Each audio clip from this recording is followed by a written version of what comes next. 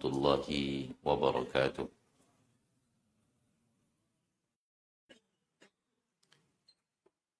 Innal hamdalillah nahmaduhu wa nasta'inuhu wa nastaghfiruh wa na'udzu billahi min shururi anfusina wa min sayyiati a'malina. Man yahdihillahu fala mudilla lahu ومن يضلل فلا هادي له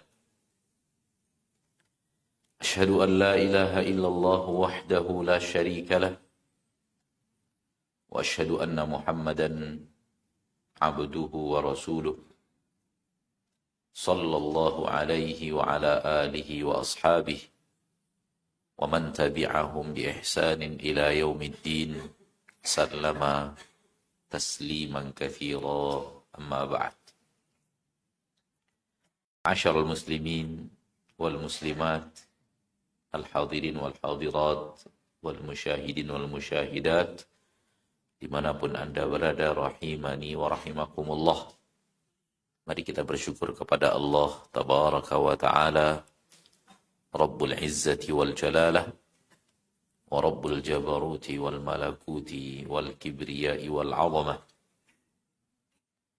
yang terus mencurahkan kepada kita rahmat dan nikmat-Nya yang tiada tara dan tiada terhingga, yang terus memberikan kepada kita curahan kasih sayang-Nya, walau terkadang kasih sayang Allah kita balas dengan keingkaran. Rahmat dan nikmat Allah kita balas dengan kemaksiatan. Namun Allah tabaraka wa ta'ala tidak serta-merta menghentikan curahan rahmat dan nikmat itu. Kalau Allah ingin lakukan, tak ada yang bisa menghalangi. Fa'alul lima yurid. Allah itu pasti mampu dan maha mampu mengerjakan apapun yang Ia inginkan. Sering kita ingatkan saudara-saudari kita kaum muslimin sambil mengingatkan diri kita, sekiranya kalau kita berbuat maksiat dengan mata, lalu Allah hentikan nikmat mata. Kalau kita berbuat maksiat dengan lisan, lalu Allah cabut nikmat lisan.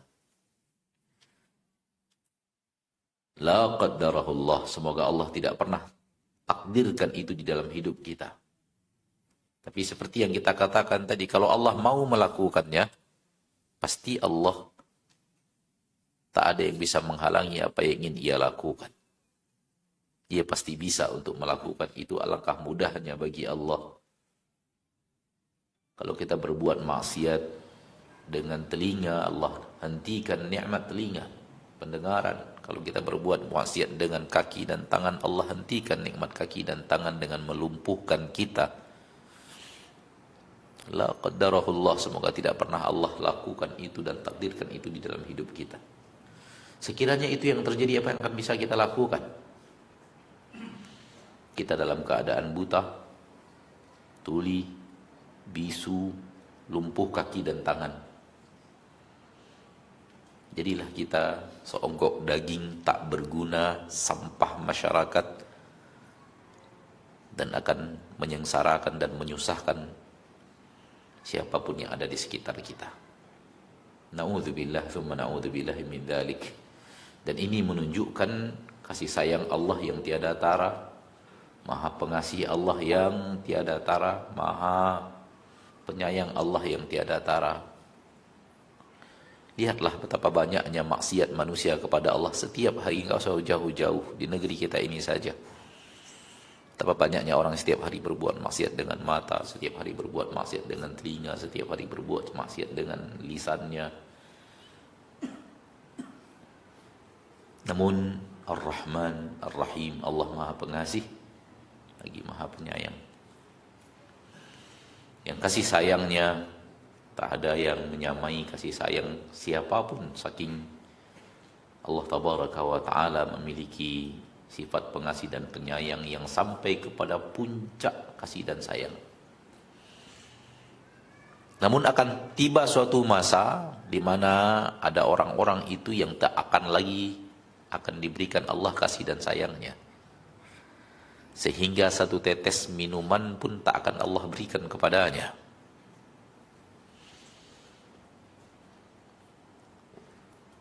Wa nada ashabun nari ashabal jannah an afidu alaina minal ma'i aw mimma razaqakumullah qalu innallaha harramahuma 'alal kafirin.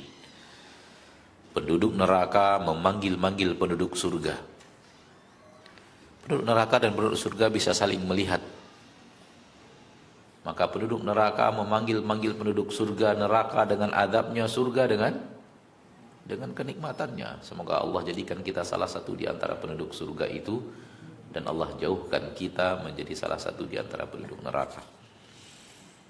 Wa nada ashabun nari ashabal jannah, penduduk-penduduk neraka memanggil-manggil penduduk surga, an afidu alaina minal ma, berikan kami air. Air. Dalam kehidupan kita di dunia ini, kalau ada orang minta air dari air yang ada di rumah kita, tak akan bakhil kita memberikan air itu. Apalagi kalau air itu ada di sumur kita, silakan ambil. Au mimma razaqakumullah, atau apapun yang sedang Allah rezekikan kepada kalian di surga sana, berikan kami.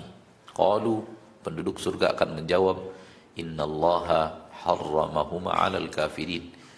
Sesungguhnya Allah telah mengharamkan itu kepada kalian orang-orang kafir. Setetes air pun tak akan Allah berikan. Karena akan tiba masanya di mana mereka, na'udzubillahi min dzalik, tak akan lagi diberikan Allah tabaraka wa ta'ala rahmat dan kasih sayangnya. A'adanallahu wa iyyakum min. Ma'asyiral muslimin, ma'asyiral muslimat, rahimani wa rahimakumullah. Tema yang dimintakan kepada ana untuk membicarakannya pada kesempatan yang berbahagia ini adalah indahnya hidup di atas sunnah. Sunnah, ma'asyiral muslimin, kalimat sunnah, ma'asyiral muslimat, bisa bermakna salah satu di antara 4 makna. Kalimat sunnah, kata-kata sunnah itu dengan redaksi dan siyaqul kalimah, redaksi kata-kata, penggunaannya bisa maknanya salah satu di antara yang 4. Makna yang pertama, kalimat sunnah adalah seluruh yang datang kepada kita dari Rasul kita tercinta. Semuanya, termasuk Al-Quranul Karim. Apapun yang datang kepada umat dari Nabi Muhammad sallallahu alaihi wasallam, itu disebut dengan sunnah. Ini adalah sunnah Rasul. Berarti sesuatu yang datang kepada kita dari Rasul tercinta. Termasuk Al-Quran. Kapan? Apabila kalimat sunnah berdiri sendiri dan dia memiliki makna yang global, seperti yang ada di dalam judul kita sekarang, indahnya hidup di atas sunnah. Sunnah berdiri sendiri sehingga dia memiliki makna yang global, dan makna inilah yang kita inginkan dan mungkin diinginkan oleh panitia untuk ana bicarakan hidup di atas sunnah. Namun mari kita bicarakan 3 makna yang lainnya. Kalimat sunnah dalam makna yang kedua artinya adalah hadis. Itu manakala kalimat sunnah bergandeng dengan kalimat Al-Quran. Itu manakala kalimat sunnah bergandeng dengan kalimat Al-Quran. Alangkah seringnya kita dengarkan para ulama, para ustadz, para da'i mengatakan, mari kita ikuti Al-Quran dan sunnah. Rasulullah SAW mengatakan, 2 hal yang kutinggalkan kepada kalian, kalau kalian berpegang teguh tidak akan pernah kalian sesat untuk selama-lamanya. Kitab Allah dan sunnahku. Kitab Allah adalah Al-Quran. Al-Quran, kitab Allah. Sunnahku, hadis. Apa yang disandarkan kepada Nabi SAW daripada perkataan, perbuatan, atau sesuatu yang disetujui oleh Nabi kita tercinta Muhammad sallallahu alaihi wasallam, itu semuanya adalah sunnah.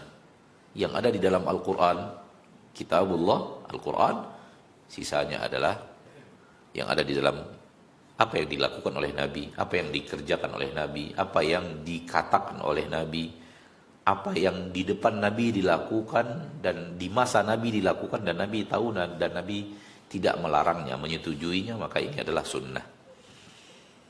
Maknanya adalah hadis. Makna yang ketiga dari kalimat sunnah adalah amalan yang tidak wajib. Amalan yang tidak wajib. Ini manakala kalimat sunnah bergandengan dengan kalimat-kalimat wajib. Solat wajib dan solat sunnah. Puasa wajib dan puasa sunnah. Amalan-amalan yang diwajibkan Allah dan amalan-amalan yang disunnahkan Allah. Manakala kalimat sunnah bergandengan dengan kalimat wajib, kalimat fariidah, kalimat faraid, kalimat al-maktubat, sesuatu yang diwajibkan oleh Allah, maka sunnah maknanya sesuatu yang tidak wajib. Maknanya adalah perintah Allah, perintah Rasulullah SAW, namun hukumnya tidak wajib, yang mana kita tahu sunnah itu dalam makna ini adalah apabila dikerjakan akan diberikan pahala, apabila ditinggalkan tidak mengapa. Dan ketahuilah bahwa hukum syariat Allah di dalam Al-Quran, yang di dalam agama yang mulia ini, ibadah yang diperintahkan Allah dan Rasulnya dalam agama yang sangat mulia ini, lebih banyak yang sunnahnya dibanding yang wajibnya. Lebih banyak yang sunnahnya dibanding yang wajibnya. Karena Allah ingin menjadikan agama ini mudah. Rasulullah SAW bersabda dalam hadis riwayat Imam Muslim, "Innad dina yusrun." Sesungguhnya agama ini mudah. Ibunda Aisyah radhiyallahu anha mengatakan, "Ma khuyyira Rasulullah SAW bainal amrayni illa ikhtara aisarahuma." Tidaklah pernah Rasulullah SAW diberikan pilihan, dua pilihan, melainkan Rasul pasti memilih yang paling mudah di antara dua pilihan itu. Malam yakun ithman, selagi yang termudah itu bukan merupakan sebuah dosa. Allah berfirman di dalam Al-Quran persis setelah Allah mewajibkan puasa, yuridullahu bikumul yusra wala yuridu bikumul usra. Allah inginkan untuk kalian kemudahan. Itulah agama kita, dan Allah tidak menginginkan untuk kalian kesulitan. Maka inti agama Allah adalah berpondasi di atas kemudahan. Oleh karena itu, ibadah yang sunnah jauh lebih banyak daripada ibadah yang wajib. Makna yang keempat, kalimat sunnah artinya cara dan metode. Dan ini maknanya tidak berhubungan dengan syariat, tapi berhubungan dengan kondisi dan situasi.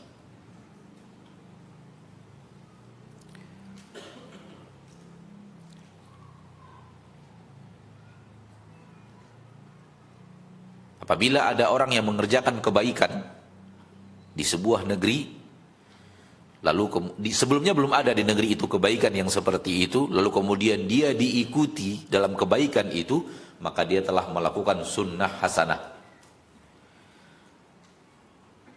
Sebaliknya, kalau ada orang membawa keburukan dalam sebuah negeri, lalu dia diikuti dalam keburukannya itu, maka dia telah membawa ke negeri itu sunnah sayyi'ah, sunnah yang buruk. Sunnah di sini maknanya adalah cara. Ada orang yang membawa cara yang buruk, ada orang membawa metode yang buruk, ada orang yang membawa kebiasaan yang buruk ke sebuah negeri. Contoh di kampung kita misalnya belum ada tahfiz Al-Quran. Orang tidak mengenal sekolah tahfiz Al-Quran. Lalu kita membuat sekolah tahfiz Al-Quran di kampung kita. Dan semenjak ada sekolah tahfiz Al-Quran itu, penduduk kampung kita mulai belajar Al-Quran, mulai ada yang hafal Al-Quran. Ada yang 10 juz, ada yang 15 juz, ada yang 20 juz, ada yang 30 juz. Kemudian lambat laun lama-lama kampung kita menjadi kampung yang terkenal dengan hufaz Al-Quran, penghafal Al-Quran. Kita yang pertama kali membawa itu, berarti kita telah membawa sunnah hasanah. Sunnah hasanah. Dan ini yang ada di dalam hadis Nabi SAW. Hadisnya sahih, Nabi SAW mengatakan, "Man sanna fil islami sunnatan hasanatan." Barang siapa yang membuat sunnah yang baik di dalam agama Islam, dia lakukan sunnah yang baik. Ini dia maknanya. Karena hadis ini keluar atau disebut oleh Nabi SAW ketika ada seorang sahabat yang berinfak, lalu diikuti oleh yang lain. Berbondong-bondong yang lain mengikuti infak. Padahal infak itu sudah ada dalam agama Islam perintahnya. Namun beliau yang memulainya, yang lain mengikuti. Maka Nabi mengatakan man sanna fil islami sunnatan hasanatan, barang siapa yang membuat dalam agama Islam, melakukan di dalam agama Islam sunnah yang baik, falahu ajruha, dia akan memiliki, dia akan mendapatkan pahalanya dan pahala orang yang mengikutinya sampai hari kiamat. Sebaliknya, wa man sanna fil islami sunnatan sayyi'ah, barang siapa yang membuat di dalam agama Islam sunnah yang buruk. Kebalikannya, kalau di kampung tidak ada maksiat itu, lalu ada orang yang membawanya, tempat maksiat itu dia yang pertama kali membawa ke kampung tersebut, lalu kemudian penduduk kampung itu mengikuti dia dalam maksiatnya, maka dia mendapatkan sunnah sayyi'ah. Dia mendapatkan sunnahnya, sunnah sayyi'ahnya, dosanya dan dosa orang yang mengikutinya. Ala kulli hal, saya ingin mengatakan bahwa kalimat sunnah, ma'asyarul muslimin, ma'asyarul muslimat, bisa jadi salah satu di antara maknanya, bisa jadi salah satu di antara yang empat. Dan yang berhubungan dengan materi kita sekarang adalah makna yang pertama. Sunnah dalam makna semua yang datang kepada manusia, umat akhir zaman dari nabi mereka, rasul mereka Muhammad sallallahu alaihi wasallam.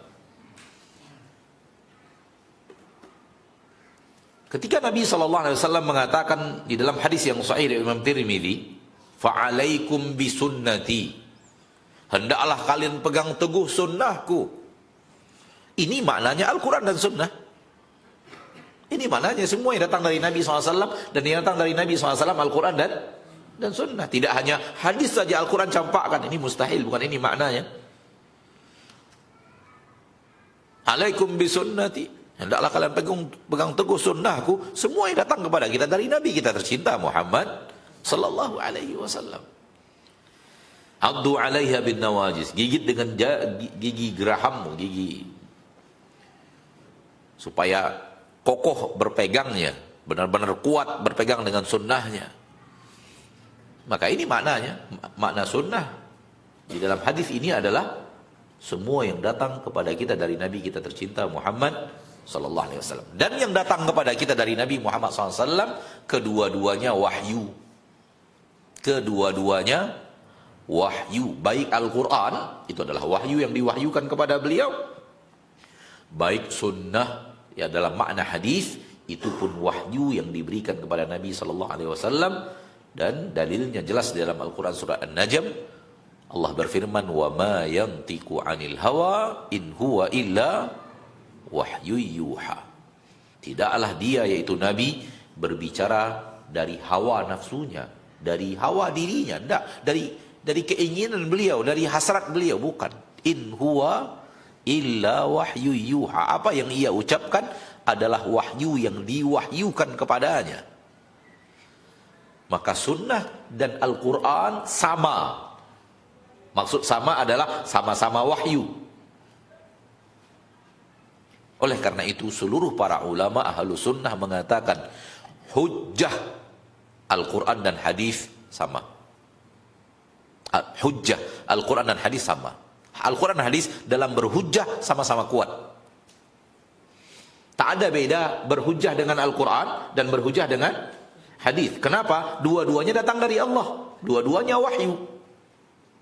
Kedua-duanya wahyu. Maka hujjiyatul Quran dan sunnah tidak bisa dibedakan. Karena membedakan satu hal yang sama-sama wahyu dari Allah Tabaraka wa Ta'ala. Maka sebagaimana ini sesuatu yang datang dari Al-Quran harus diterima, ini sesuatu yang datang dari Nabi SAW harus diterima. Sebagian orang sekarang membedakan, oh itu Al-Quran, oke saya terima. Tapi kalau hadis, enggak, maaf, saya tidak terima hadis. Itu tidak ada di dalam Al-Quran. Mana ada di dalam Al-Quran bahasan ini? Dalam hadis ada, enggak, Al-Quran. Referensi kita adalah Al-Quran, hadis enggak. Dan ini banyak sekali kaki manusia tersandung dengan menolak hadis-hadis Nabi kita tercinta Muhammad sallallahu alaihi wasallam. Salah satu yang besar di antaranya adalah di dalam Al-Qur'anul Karim tidak ada keterangan pelaku maksiat, dosa-dosa besar itu bisa masuk surga. Itu tidak ada keterangan di dalam Al-Quran. Nas-nas Al-Quran yang ada tentang dosa dan maksiat, masuk neraka, khalidina fiha. Orang yang sudah masuk neraka, khalidina fiha. Apa makna khalidina fiha? Kekal di dalamnya. Dan terjeratlah kaki banyak orang-orang, tersandung dan terseret.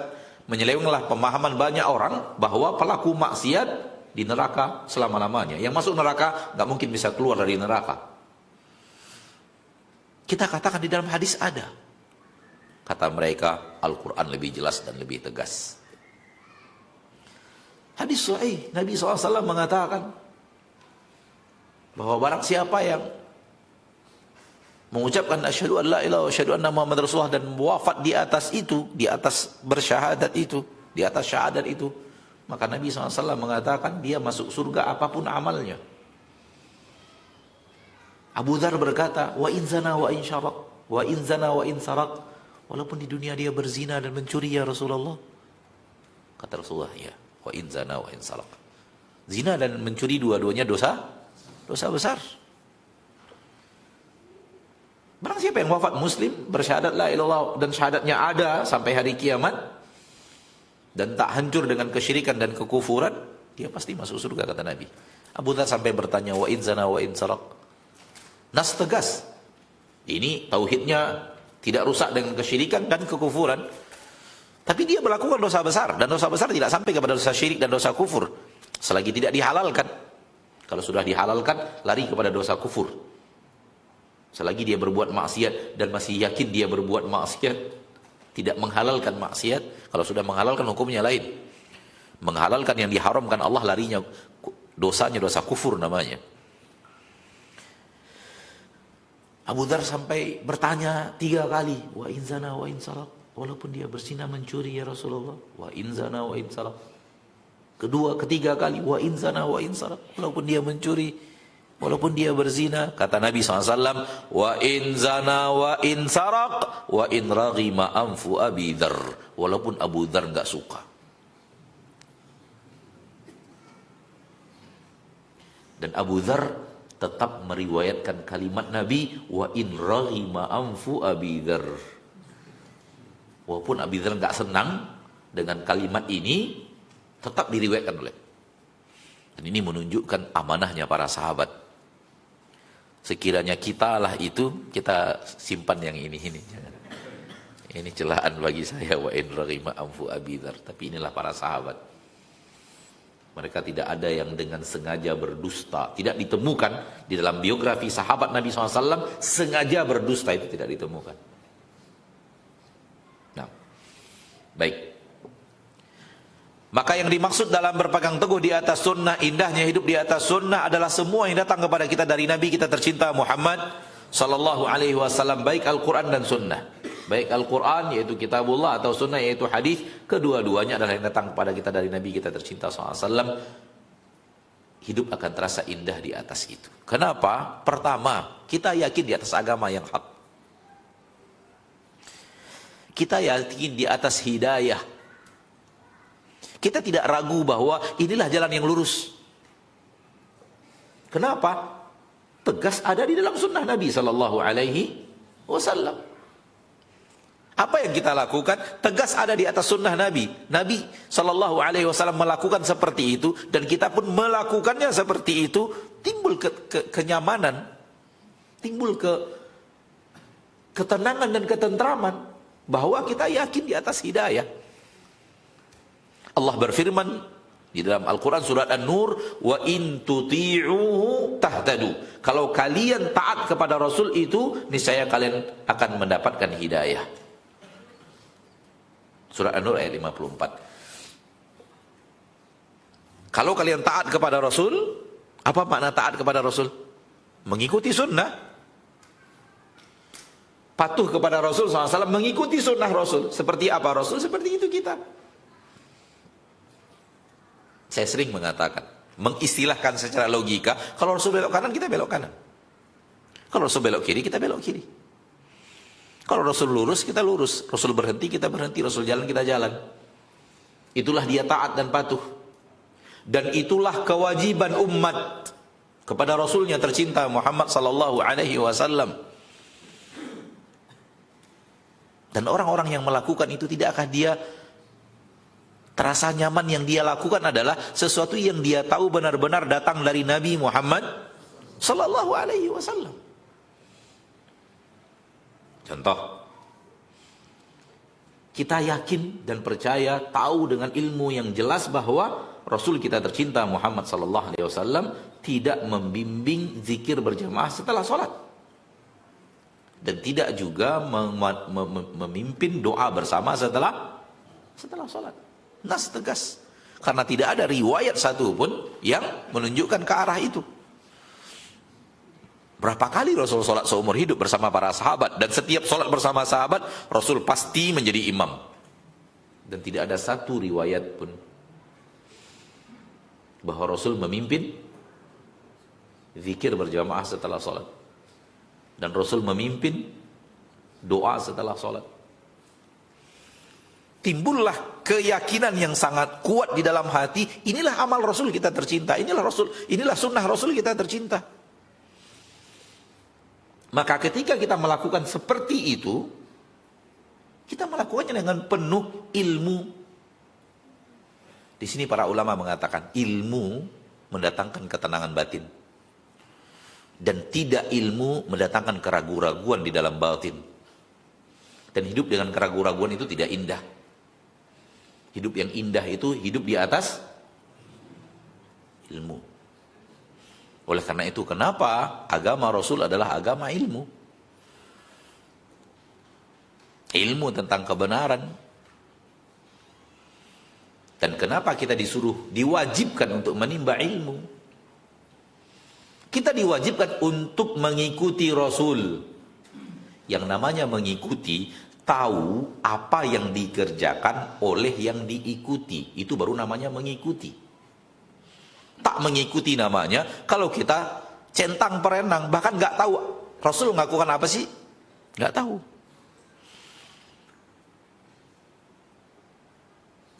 Paham yang anda maksud?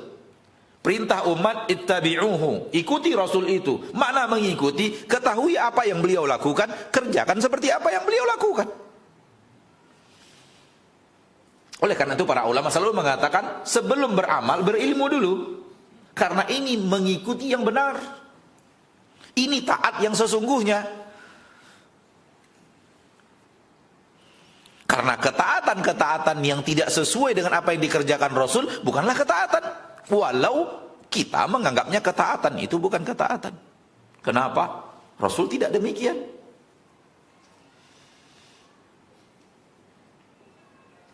Oleh karena itu, terlalu banyak riwayat dari para ulama yang mengatakan menyelisihi apa yang dilakukan Rasul sallallahu alaihi wasallam terancam di dunia dengan kekufuran, dengan kesesatan, dan terancam di akhirat dengan azab dan neraka. Firman-Nya di dalam Al-Quran jelas.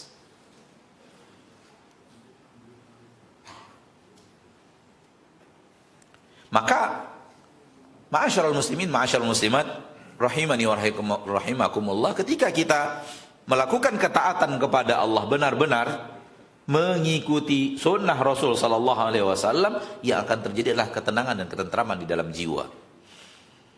Karena yang kita ikuti itu, kita tahu itu benar-benar itulah yang dikerjakan oleh Nabi Muhammad sallallahu alaihi wasallam. Imam Ahmad ketika fitnah khalqul Quran, fitnah yang terjadi di tengah manusia, di tengah umat karena dipaksakan dari Khalifah Abbasiyah, Ma'mun, Mu'tasim, Al-Wathiq Billah, karena mereka terpengaruh dengan akidah yang mengatakan Al-Quran adalah makhluk, maka mewajibkan umat Islam untuk mengatakan itu, dimulai dari para ulamanya. Imam Ahmad hanya mengatakan, datangkan kepadaku dari Rasul tercinta seperti yang kalian katakan, aku akan mengatakannya. Datangkan kepadaku dari Rasul, dari Al-Quran dan Sunnah.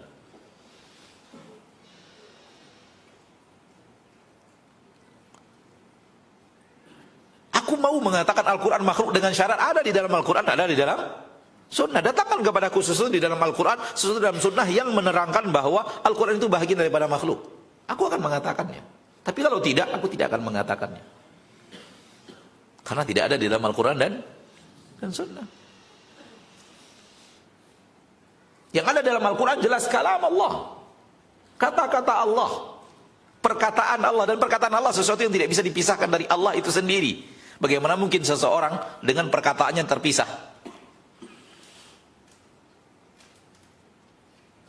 Dan sesuatu yang disandarkan kepada Allah dan bahagian daripada Allah tidak mungkin adalah makhluk. Tidak mungkin adalah makhluk. Jadi kalau kita masuk lagi dalam bahasan, Anda tidak ingin masuk lebih jauh ke dalam, intinya adalah itu. Sesuatu yang disandarkan kepada Allah dan itu bahagian daripada Allah dan bukan sesuatu yang terpisah, maka itu bahagian daripada Allah dan Allah tidak makhluk, maka itu pun tidak makhluk. Tangan Allah, perkataan Allah, dan seterusnya. Maka nas-nas tegas menunjukkan bahwa Al-Quran adalah kalamullah. Nabi Muhammad mendengarkannya sallallahu alaihi wasallam di Sidratul Muntaha. Dan Nabi Musa mendengarkan kalamullah dari Tur Sina. Dan Allah mengatakan di dalam Al-Quran tentang para malaikat mendengarkan kalamullah. Hatta idza fuzi'a an qulubihim qalu madza qala rabbukum, apa yang dikatakan oleh Rabb kalian? Apa yang dikatakan oleh Allah? Ala kulli hal, intinya adalah ilmu akan sesuatu yang ada di dalam sunnah, lalu kita melakukan seperti yang kita ketahui dari sunnah itu, akan mendatangkan ketenangan, ketentraman, kenyamanan di dalam jiwa kita. Kenapa? Kita sangat yakin kita nggak ngada-ngada. Kita benar-benar mengikuti kewajiban kita kepada Rasul kita tercinta, yaitu kewajiban taat. Bukankah puluhan ayat di dalam Al-Quran Allah menyuruh kita taat kepada Rasul tercinta? Maka taat itu adalah setelah mengetahui bagaimana Rasul melakukan, kerjakan seperti itu. Oleh karena itu, bab yang dibawakan oleh Imam Bukhari yang sangat masyhur, bab al-ilmu qabla al-qawli wal-amal. Ilmu dulu, baru boleh berbicara. Ilmu dulu, baru boleh beramal. Dan sebenarnya ada di dalam Al-Quranul Karim surah Al-Fatihah. Karena kaum yang dimurkai berilmu tidak mengamalkan, dan kaum yang sesat adalah kaum yang beramal tidak berilmu. Ketika yang tercela adalah berilmu tak diamalkan dan beramal tidak berilmu, fahamlah kita as-siratal mustaqim alladzina an'amta alaihim adalah orang yang menggabungkan antara ilmu dan amal. Dicela oleh Allah Yahud. Yahud adalah orang yang berilmu tapi tidak mengamalkan. Tahu bahwa itu Rasulullah SAW tapi tidak mau mematuhi Rasulullah SAW dan mengingkari dakwah Rasul, padahal tahu. Padahal sebelum Rasul datang, mereka menguar-nguarkan di kota Madinah, akan sebentar lagi akan datang Rasul, sebentar lagi akan datang Nabi, sebentar lagi sudah tiba, sudah dekat sekali masanya, Rasul akan diutus oleh Allah Taala dan kami akan menguasai dunia dengan Rasul itu, kami akan mengalahkan kalian dengan Rasul itu. Azan?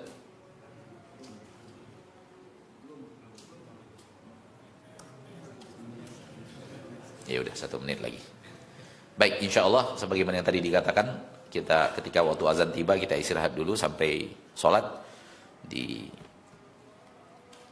pending kajian sampai selesai sholat. Insya Allah selesai sholat kita lanjutkan lagi. Bi'idznillah azza wa jalla. Sallallahu wasallam wa baraka wa an'ama ala abdihi wa rasulihi Muhammad.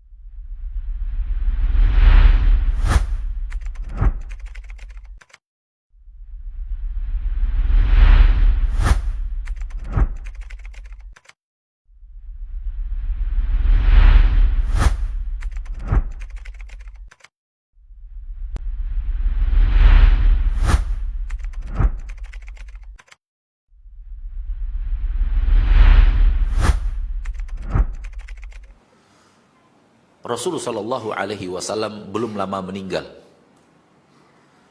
Baju beliau masih ada di rumah, belum lusuh. Bejana-bejana yang beliau pakai masih ada di rumah itu. Dan kalian sudah melakukan amalan yang Rasul kalian tidak lakukan. Artinya Rasul tidak seperti ini ibadahnya. Tidak seperti ini kaifiat berzikirnya. Baca adalah tasbih. Senikmat-nikmat bacaan, takbir. Semulia-mulia ucapan, tahmid, perintah Allah Tabaraka wa Ta'ala. Akan tapi kaifiatnya berbeda. Maka Abdullah bin Mas'ud mengingkari perbuatan tersebut disebabkan kaifiat mengerjakannya tidak sesuai dengan yang diajarkan dan dipraktikkan oleh Nabi SAW seumur beliau bersama Nabi SAW. Dan kita tahu Abdullah bin Mas'ud adalah di antara para sahabat yang pertama-tama masuk agama Islam di kota Mekah. Dan benar-benar menyaksikan perjalanan dakwah Rasul dari awal sampai akhir. Yang kalian lakukan ini Rasul tidak pernah lakukan.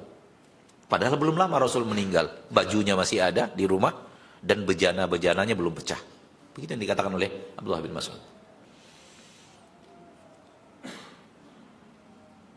Salah satu di antara dua kata beliau, apakah amal kalian ini dapat hidayah lebih daripada hidayah Rasul kalian? Atau kalian sedang membuka pintu kesesatan?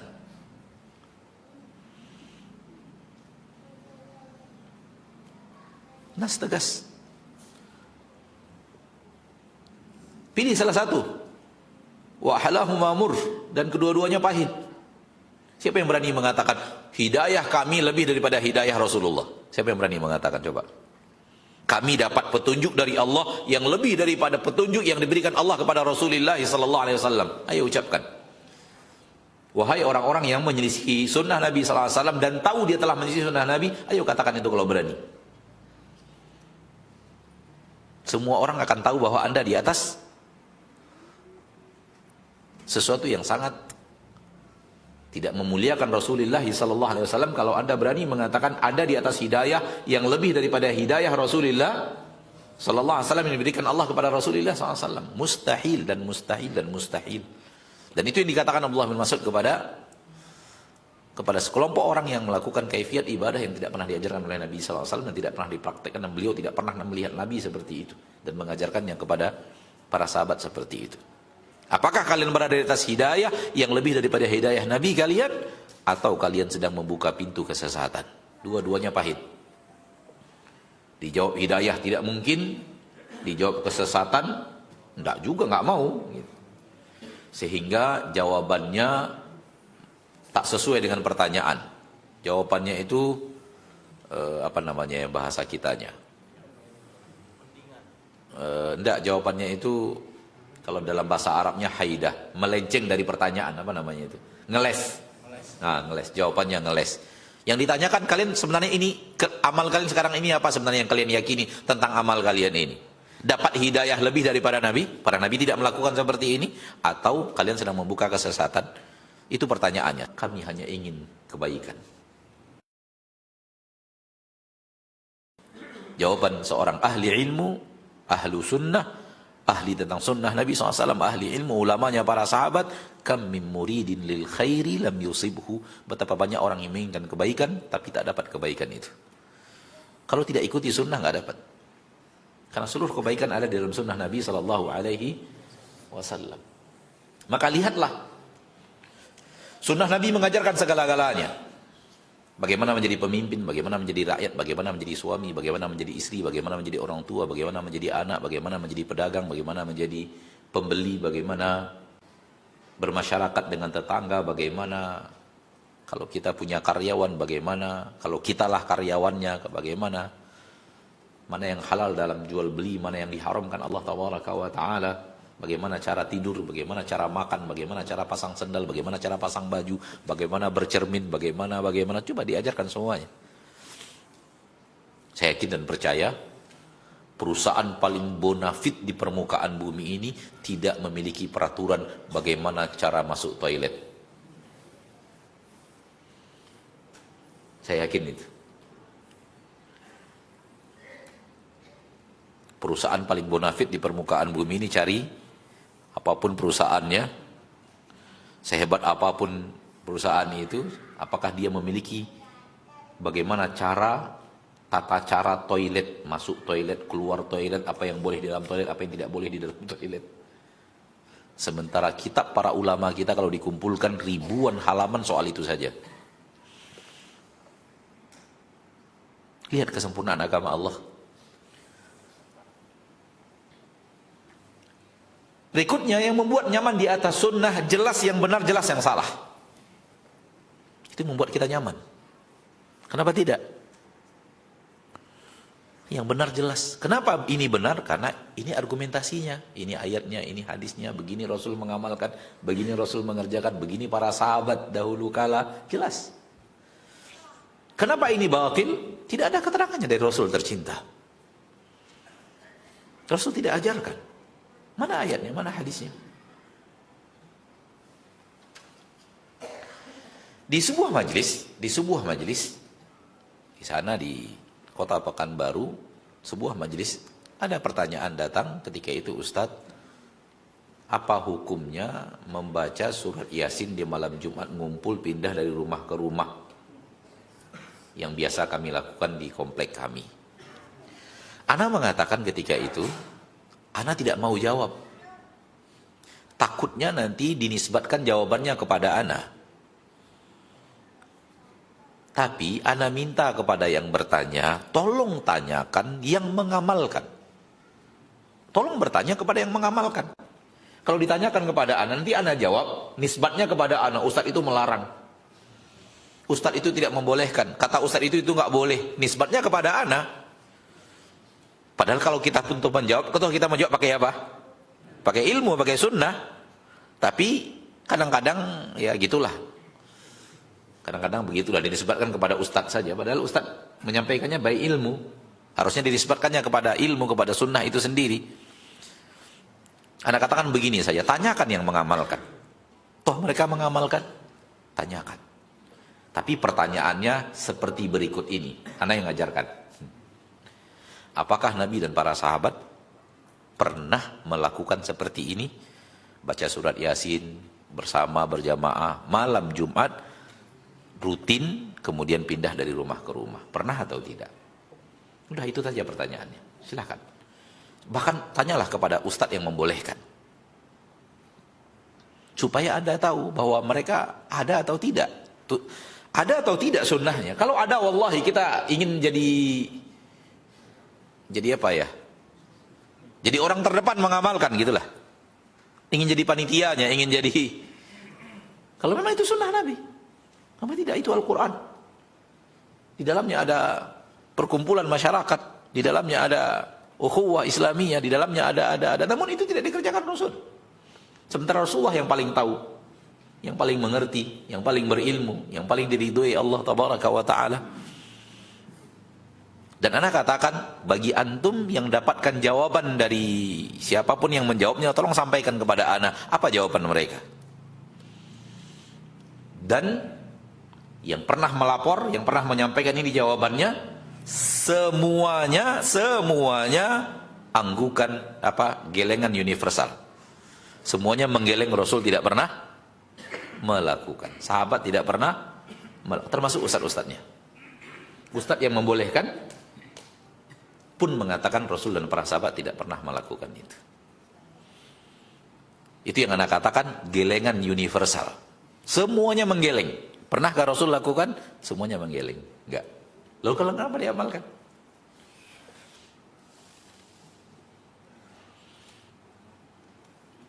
Aneh kan? Artinya apa? Ketika kita tidak melakukannya, kita yakin di atas kebenaran. Wa in qalu ma qalu, walaupun apa dinisbatkan kepada orang, kalian ini, kita tidak bergeming karena kita yakin di atas kebenaran. Bahkan yang mengajarkan, yang mengamalkan, yang mendakwahkan ditanya pun menggeleng. Enggak, Rasul tidak pernah lakukan. Tapi, nah itu yang berbahaya itu. Setelah dia tahu, yakin bahwa Rasul tidak mengamalkan, ada kalimat tapi.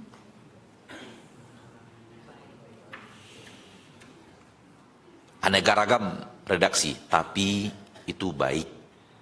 Ya Allah, seolah-olah Rasul tak tahu yang baik. Tapi kita kan baca Quran doang. Tapi itu ada silaturrahim. Ada persatuan masyarakat, ada perkumpulan masyarakat. Tapi. Dan yang paling menggelitik dan membuat tertawa, Rasul dan para sahabat tidak pernah melakukan itu karena Rasul dan sahabat terlalu sibuk. Itu sampai kepada anak laporan itu. Rasul dan sahabat memang tidak pernah melakukan karena Rasul dan para sahabat terlalu sibuk. Wallahi sampai kepada anak laporan ya. Karena anak suruh murid-murid kajian itu untuk kalau ada terima jawaban tolong sampaikan ke anak biar anak tahu jawabannya apa.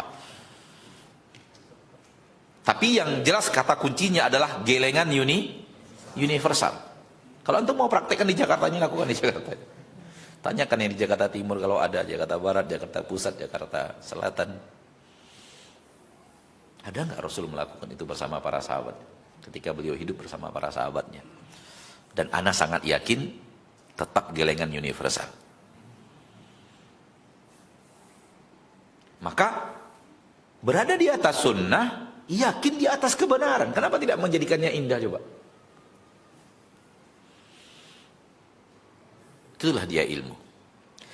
Berikutnya, berada di atas sunnah adalah syarat untuk diterimanya amal. Dan yang mengatakan itu Rasul kita tercinta. Hadis sahih Imam Bukhari dan Muslim, dan hadis sahih Imam Muslim tanpa riwayat Imam Bukhari. Yang kedua-duanya adalah maknanya adalah barang siapa yang beramal tidak sesuai dengan apa yang kuperintahkan akan ditolak oleh Allah. Dari Aisyah radhiyallahu anha wa ardhaha. Hadis sangat masyhur, man amila amalan laisa alaihi amruna fahuwa raddun. Barang siapa yang mengamalkan amalan yang tidak pernah kami perintahkan akan ditolak oleh Allah. Dan semua kita ingin amal kita diterima. Dan syarat amal diterima salah satunya adalah amal harus di atas sunnah. Amal harus di atas sunnah. Kalau kita ingin amal kita diterima, wajib mengetahui bahwa amal kita tersebut sudah sesuai dengan sunnah. Kemudian syarat yang berikutnya adalah ikhlas. Benarnya amal sesuai dengan sunnah syarat untuk taat kepada Rasul.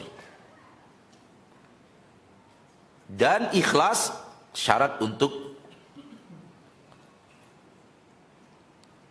mengesahkan Allah. Bukankah syahadat ada dua?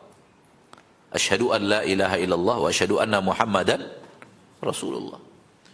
Syarat yang pertama asyhadu an la ilaha illallah mengharuskan kita ikhlas. Syarat yang kedua wa asyhadu anna Muhammadan Rasulullah mengharuskan kita untuk mengikuti beliau, mengikuti sunnah beliau sallallahu alaihi wasallam.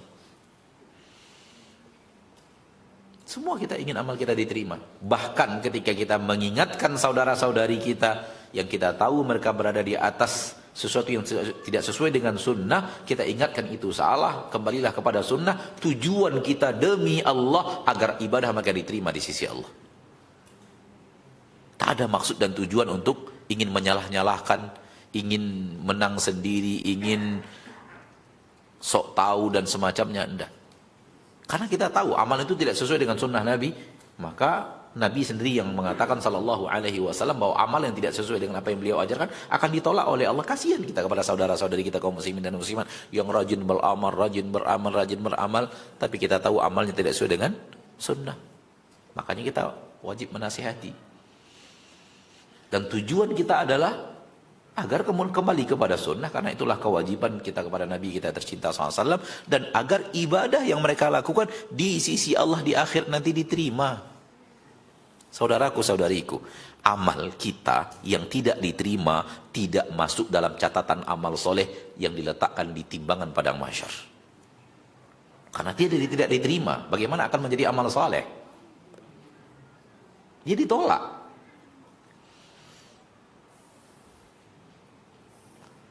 Jangan anggap setiap orang yang beramal apapun jenis amalnya diletakkan di timbangan amal soleh.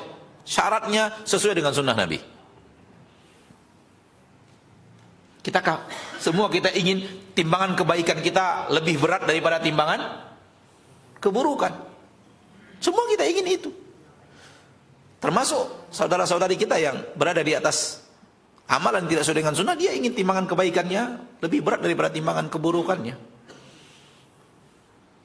Dan amal yang tidak sesuai dengan sunnah tidak akan diletakkan di timbangan kebaikan, karena dia tidak dianggap kebaikan. Kenapa? Dia ditolak. Dia tidak diterima sebagai ketaatan. Bagaimana akan memberatkan timbangan kebaikan? Maka tidakkah ini merugikan?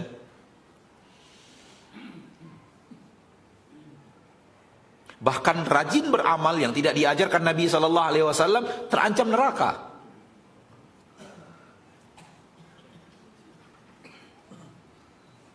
Na'udzubillah, thumma na'udzubillah min dzalik. Poin terakhir pada malam yang berbahagia ini, bahwa orang-orang yang patuh kepada sunnah Nabi penduduk surga. Mereka lah penduduk surga. Rasulullah SAW bersabda dalam hadis yang sahih, "Man ata'ani dakhalal jannah." Barang siapa yang taat kepadaku, dia akan masuk surga. Apa maksud taat kepadaku? Ikuti sunnah Nabi. Wa man asani faqad aba. Yang tidak mau taat kepadaku, menyelisihi aku. Menyelisihi Nabi bukan hanya sekedar yang tadi, berzina, mencuri, berdusta, korupsi, itu menyelisihi juga. Termasuk makna menyelisihi, berzikir tak sesuai dengan zikir Nabi, kaifiatnya. Beribadah tidak sesuai dengan ibadah Nabi, kaifiatnya. Berdoa tidak sesuai dengan doa yang diajarkan Nabi SAW. Bapak Ibu yang dimuliakan Allah, pernahkah Bapak Ibu tahu bahwa sebahagian ustadz yang membawa jemaah umroh ke Mekah, itu membawa jemaahnya ketika umroh itu untuk wukuf di Arafah? Wukuf apa itu?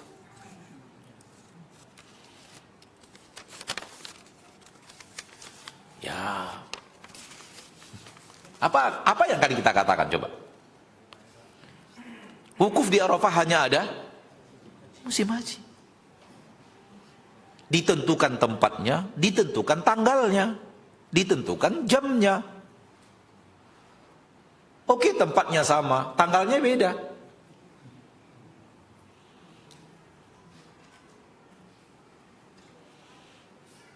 Tapi paling tidak ya, ini apa sih? Allah, Anda tidak mau menyebut namanya. Kalau sebut namanya nanti ustadz itu ya, kita belum tahu pula namanya.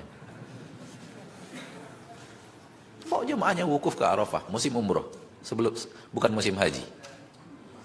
Sedangkan musim haji saja, kalau wukuf di Arafahnya tanggal 8 ditolak. Padahal musim haji itu. Iya enggak? Karena wukufnya harus tanggal 9. Ini enggak musim haji sama sekali. Bawa jemaah ke Arafah, ayo berzikir, nangis-nangis, taubat, minta ampun kepada Allah. Walaupun kita belum sempat haji, tapi mudah-mudahan yang seperti ini mengampunkan dosa kita. Beginilah agama kalau dikarang-karang, subhanallah.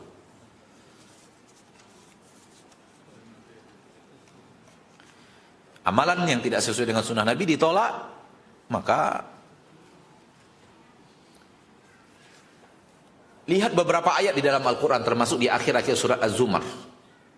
Di akhir-akhir surat Az-Zumar menandakan bahwa penduduk neraka orang yang menyelisihi Rasul-Rasul yang Allah utus kepada mereka.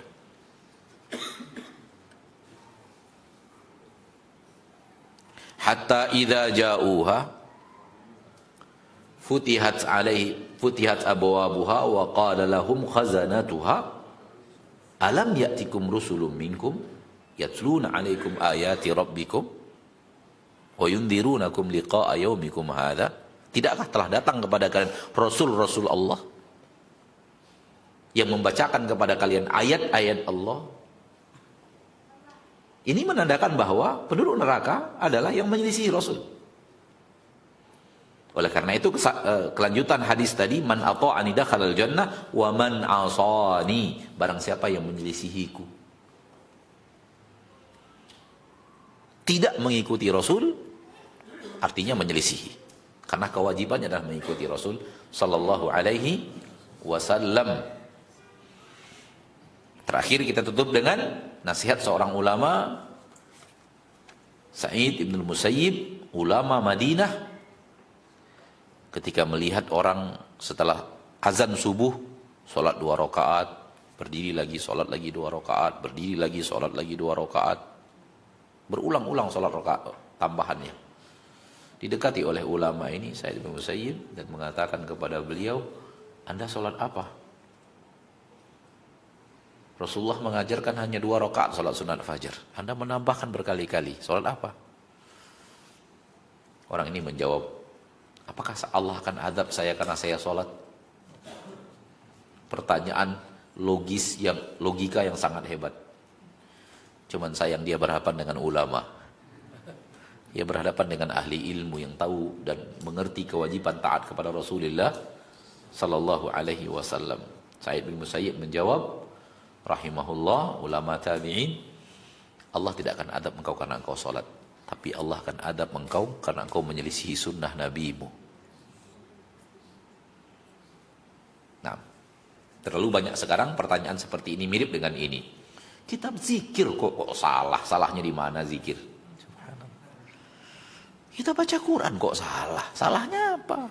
Aneh orang itu baca Quran kok salah. Bukan salahnya dibaca Qurannya, dia menyelisihi sunnah nabinya tercinta Muhammad sallallahu alaihi wasallam. Baik, beberapa pertanyaan berikut ini. Pertama,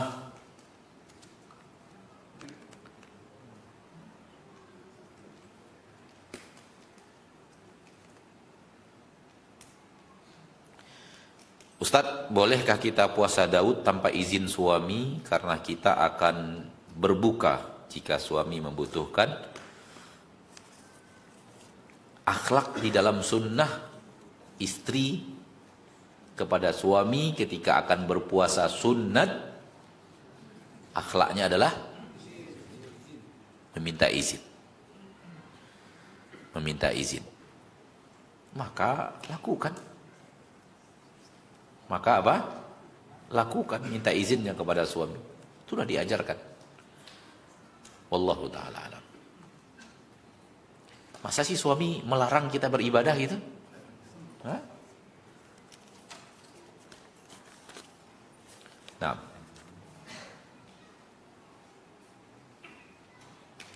Apakah boleh kita berkurban atas nama suami kita yang sudah meninggal?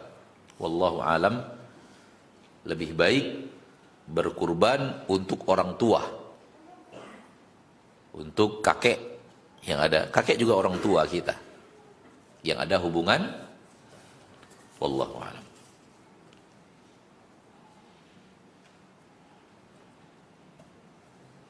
Ustaz, yang bagus jam berapa kita sholat malam? Sepertiga malam terakhir. Bagaimana cara menghitung sepertiga malam terakhir? Cara menghitung sepertiga malam terakhir adalah lihat jam berapa matahari tenggelam, lihat jam berapa matahari terbit, totalkan bagi 3. Itu dia caranya. Jam berapa matahari tenggelam, jam berapa matahari terbit, kemudian totalkan bagi 3. Sepertiga pertama berarti sepertiga malam pertama. Sepertiga yang kedua berarti sepertiga malam yang kedua. Sepertiga yang terakhir berarti sepertiga malam yang terakhir.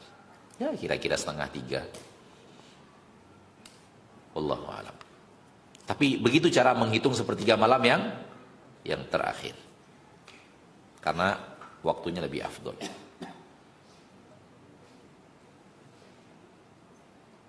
Faktor utama apa yang menyebabkan umat di negara kita banyak yang menyelisihi sunnah? Kata para ulama,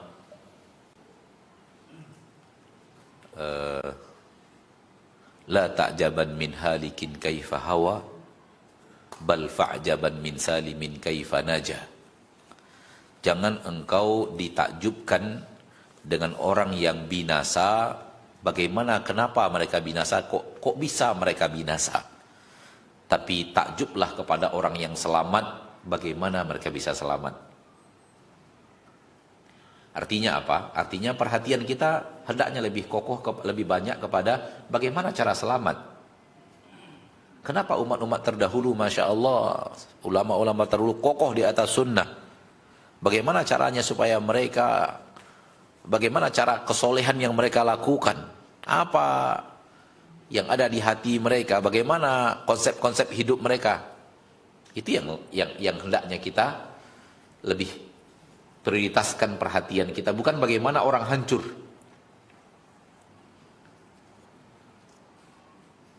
Pun cara menjawab seperti ini, bagaimana akan menjawab? Apa penyebab faktor utama umat di negara kita banyak yang menjadi sunnah? Bagaimana Anda akan menjawabnya? Anda harus melakukan riset yang sangat panjang. Ya. Wallahu ta'ala alam. Nah.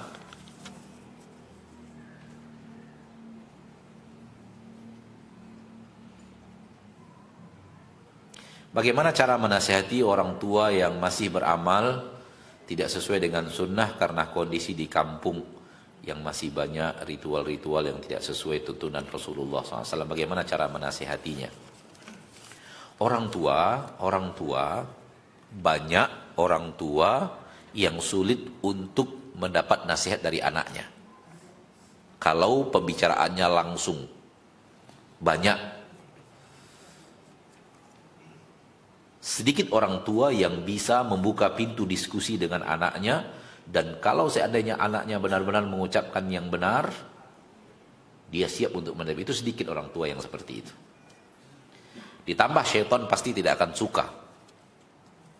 Sehingga sering sekali kita lihat dalam realita kehidupan, orang tua sering cara berpikirnya begini, kamu anak saya, kamu yang harus patuh sama saya, jangan saya yang suruh patuh sama kamu. Sehebat apapun kita, seprofesor apapun kita, orang tua kita tetap melihat kita sebagai anak. Dan pintu ini yang dimanfaatkan oleh syaitan untuk membuat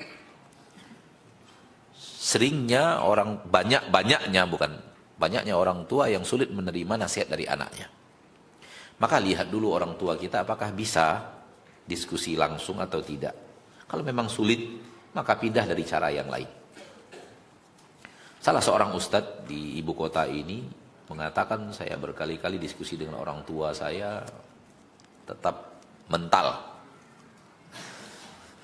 Tapi begitu saya perhatikan orang tua saya suka nonton, maka saya datangkan parabola. Dan saya setelkan channel sunnah. Setahun saya tinggal, beliau orang Palembang. Setahun saya tinggal ke ibu kota, balik lagi pulang kampung, orang tua saya berubah dengan izin Allah. Di sini apa yang bisa kita dapatkan? Lihat kesukaan orang tua kita apa. Kalau orang tua kita suka nonton, hadirkan tontonan-tontonan yang bisa membawa beliau kepada sunnah. Kalau beliau suka membaca misalnya, hadirkan bacaan-bacaan. Tapi kalau memang orang tua bisa diskusi, maka diskusilah dengan akhlak yang baik dan jangan pakai kalimat yang menggurui. Karena orang tua pasti tidak suka digurui oleh anaknya.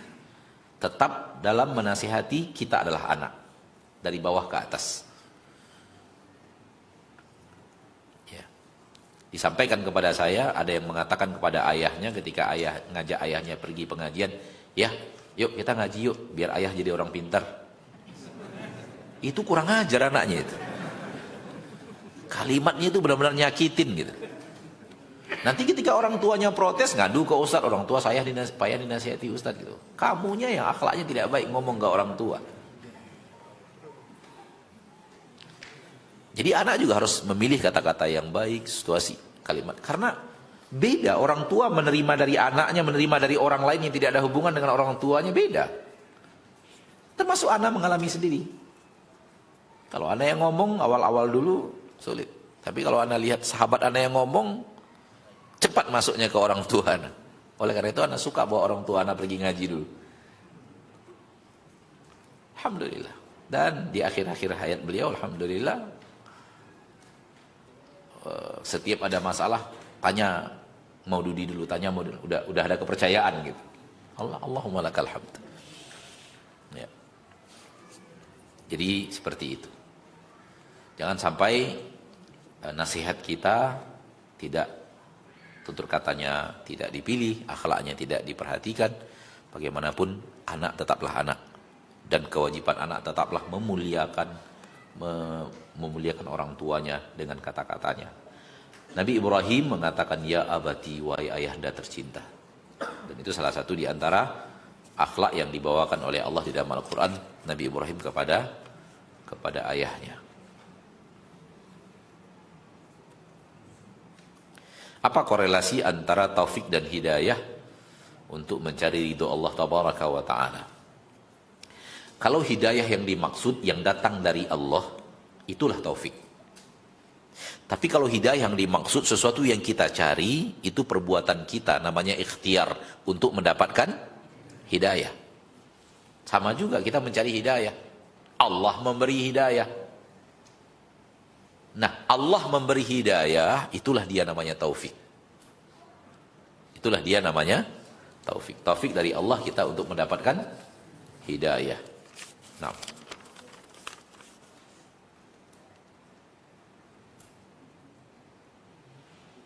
jika sebelum hijrah kita beramal namun tidak sesuai dengan sunnah, bagaimana amalan anak itu, Ustaz? Jika sebelum hijrah anak beramal tidak sesuai dengan sunnah Nabi, bagaimana amalan anak itu, Ustaz? Kalau seseorang sudah taubat, dia jangan terlalu sedih dengan masa lalunya. Kalau orang sudah taubat, maka jangan sampai sedih atas masa lalu. Di dalam Al-Quran, surat Al-Furqan, Allah Tabaraka wa Ta'ala berfirman, illa man taba wa amana wa amila salihan faulaika yubaddilullahu sayyiatihim hasanat. Orang-orang yang sudah bertaubat, beriman dan beramal saleh, maka Allah akan jadikan keburukan-keburukan mereka jadi kebaikan. Salah satu makna tafsir daripada ayat ini adalah dosa-dosa masa lalu Anda berubah menjadi amal saleh. Dosa masa lalu berubah menjadi amal saleh. Itu salah satu maknanya. Sebagian ulama mengatakan maknanya adalah itu. Sebagian ahli tafsir mengatakan maknanya adalah itu. Tidak hanya berubah dalam diri kita, dulu kita melakukan maksiat, sekarang berubah jadi rajin sholat, dulu meninggalkan sholat, sekarang rajin sholat, itu juga jelas. Tapi salah satu maknanya adalah poin-poin maksiat yang telah Anda lakukan, itu dirubah menjadi amal saleh dan diletakkan Allah di dalam ketaatan. Ini salah satu kemuliaan taubat. Oleh karena itu, apabila seorang sudah taubat kepada Allah Tabaraka wa Ta'ala atas kesalahan masa lalu, jangan sampai masa lalunya itu membuat dia sedih. Dan coba lihat Bapak Ibu ini muliakan Allah, banyak sekali di dalam Al-Quran Allah ketika berbicara orang-orang yang beriman dan beramal saleh, sifat mereka la khaufun alaihim walahum yahzanun. Sifat mereka tidak takut dan tidak sedih. Tidak sedih maknanya adalah tidak sedih atas masa lalu mereka yang salah dan keliru. Tidak sedih atas masa lalu mereka yang bejat, katakanlah begitu. Tidak sedih dengan masa lalu mereka yang kelam. Ingat memang ingat, tapi tidak boleh sedih. Sebagian kaum muslimin malah menanyakan bagaimana cara melupakan masa lalu saya yang kelam, Ustaz. Nggak bisa. Gimana cara melupakannya? Oleh karena itu di dalam agama kita juga tidak ada perintah untuk melupakan. Dan saya bahkan mengatakan bahwa bagaimana Anda melupakan masa lalu Anda yang dia adalah bahagian dari hidup Anda sendiri? Bagaimana melupakannya? Oleh karena itu tidak ada perintah untuk melupakan masa lalu dalam syariat.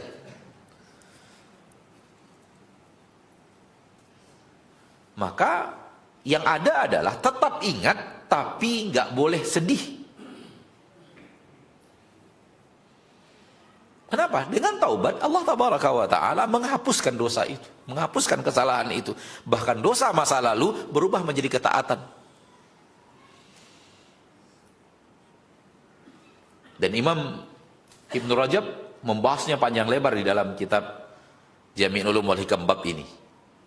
Bab bahwa kemaksiatan masa lalu akan Allah rubah menjadi poin-poin ibadah dan pahala apabila seorang bertaubat. Sebagai bukti bahwa Allah mencintai orang-orang yang bertaubat. Nah, wallahu ta'ala. Ini yang bisa ana nasihati.